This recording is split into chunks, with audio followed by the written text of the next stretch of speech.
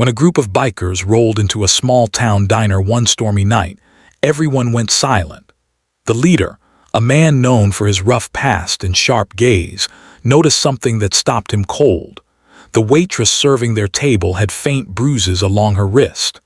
What started as an ordinary meal turned into a night that would change an entire town's heart forever.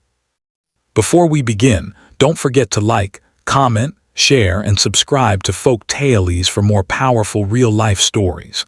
Tell us where you're watching from in the comments. We love hearing from our global family. Now, settle in for one of the most emotional stories you'll hear this week.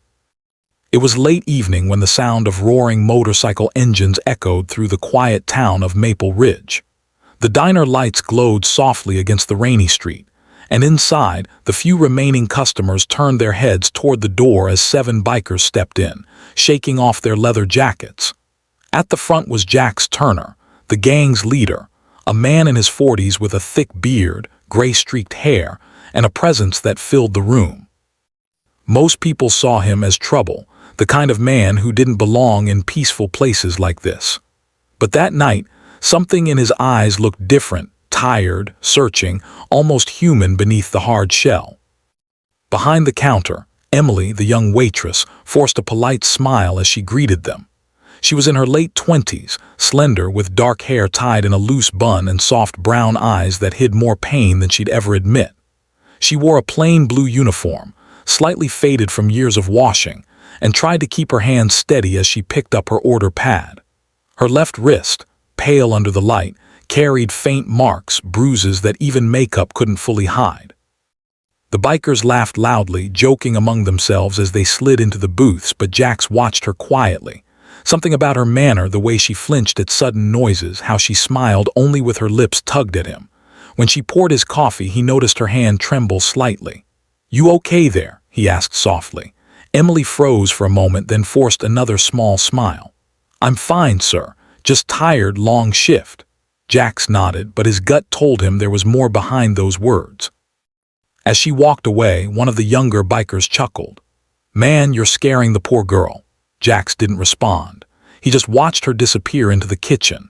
A storm of thoughts brewed in his mind, not of anger but of worry.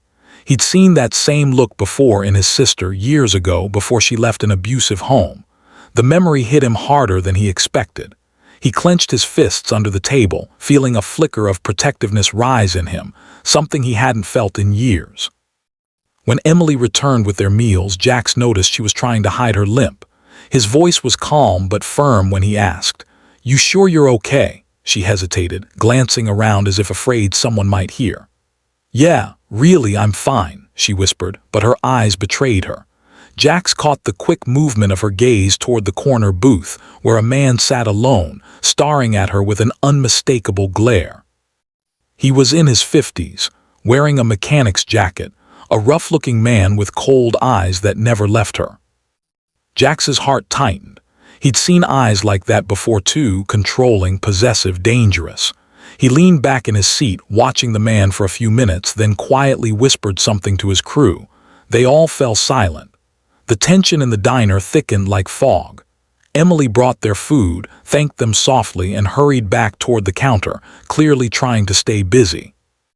When the meal was done, Jax stood up, tossing a few bills on the table, but instead of leaving, he walked over to the counter. "Can I get a to-go cup for this coffee?" he asked. She nodded quickly and turned to grab one, but as she did, the man in the corner suddenly stood up and walked toward the door, brushing roughly past her. "Let's go," he muttered, not even looking back. Jax noticed Emily flinch at the contact. She whispered something under her breath, a quiet "yes, sir." And for a moment, her eyes looked like they were holding back tears. The door shut behind the man and the diner fell quiet again. Emily stood frozen for a few seconds, pretending to wipe the counter, but her hands were trembling. Jax took a deep breath and said gently, "You don't have to go with him, you know." Her head snapped up, eyes wide. "You don't understand," she said, voice shaking. "If I don't heal," she stopped herself, lowering her gaze. The weight of her fear filled the air like a storm cloud. Jax exchanged a quick glance with one of his men, Reed, his oldest friend. Without a word, Reed walked outside to where the man had gone, standing beside the parked motorcycles like a silent guard. Meanwhile, Jax leaned closer to Emily and said quietly, "No one's gonna hurt you tonight. You got my word." It wasn't loud, but the tone in his voice was enough to make her believe him. For the first time, she let out a shaky breath, her shoulders dropping as if she'd been holding them tense for years. A few minutes later, Reed came back inside, nodding subtly. "He's gone," he murmured. Emily looked toward the window, disbelief in her eyes. "What did you—" Jax raised a hand. "Don't worry about that, just get your things. You're not walking home alone." She hesitated. I don't even know you," he smiled faintly. "No, but I know what it's like to feel trapped." Something in his eyes, regret, maybe pain, made her trust him. As rain poured outside, Jax and his crew waited until Emily finished closing the diner. They escorted her safely to a nearby shelter run by a friend of his, a quiet, safe place for women who needed help. When she stepped inside, she turned back and looked at Jax, tears in her eyes. "Why?" she asked softly. "Why would you help me?" Jax looked away for a moment, then said, "Because someone once helped my sister when I didn't, and I've been waiting a long time to make that right." Months later, the story spread through Maple Ridge like wildfire. People began seeing the bikers not as troublemakers, but as protectors, men who stood up for what was right when no one else would. Emily started a new life, working at the same diner, smiling for real this time. And Jax?